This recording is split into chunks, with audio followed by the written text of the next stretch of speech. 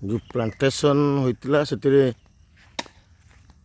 नाथसाही ग्रामपंचायत नुआपड़ा ग्राम मिरढी ठारे एक प्लांटेशन होता से बात्या पवन ने गछ गुड़िक सब एपट सेपट होती से गछ गुड़ी को फेर थरे मरामती करा जाउछि। गछ गुड़िक बहुत सुंदर गछ होइछि।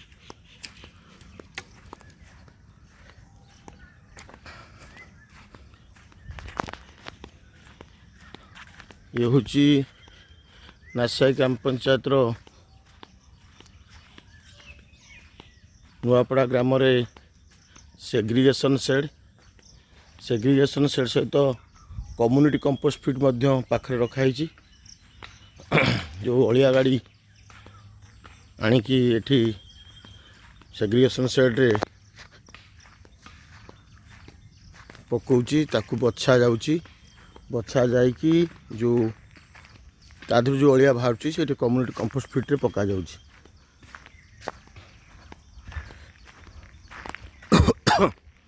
गछ गुड़िक बहुत सुंदर। ये हूँ सेग्रीगेशन शेड रे अलिया गुड़ी को पृथककरण कर रखा जाइछि। प्लास्टिक काच कार्डबोर्ड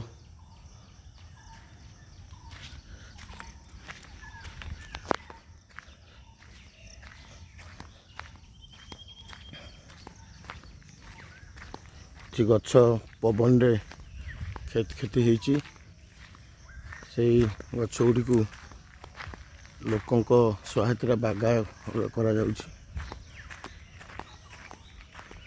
ये महालिंब गछ बहुत सुंदर भाव जिते गछ अच्छी महालिंब गछ सुंदर भाव बढ़ुची।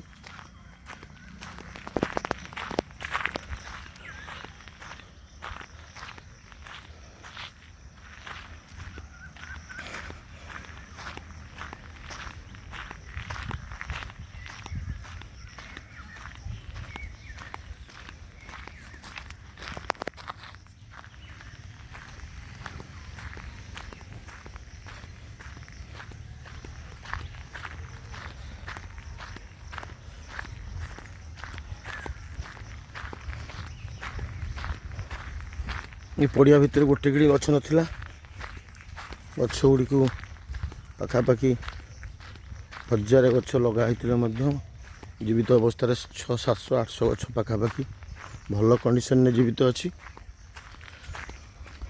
गछर आकृति ये प्रकार अच्छी आपण मैंने देखुथिबे।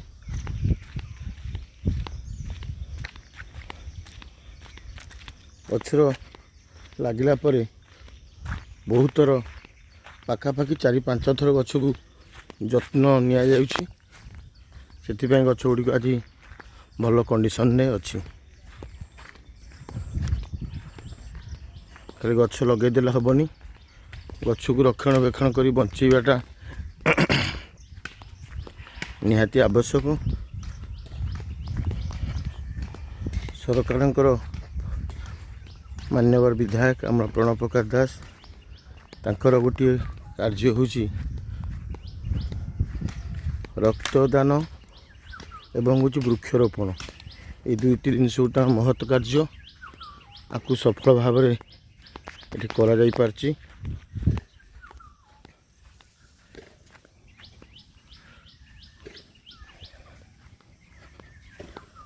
गछड़ी देखो कि भाव में बात्या जो पवन ने फिर थे जाली कढ़ाई तादर फिर खुबा पोताई गछ बंधा होची। बांधिला पर कि भाव जत्न नि जत्न व्यवस्था देखो ये गछ के मुड़ी ही पड़ी पवन ने एठी भी देखो कड़े कड़े गछ मुड़ी आज लोक नगा है सब ठीक करा गछ गुड़ी को।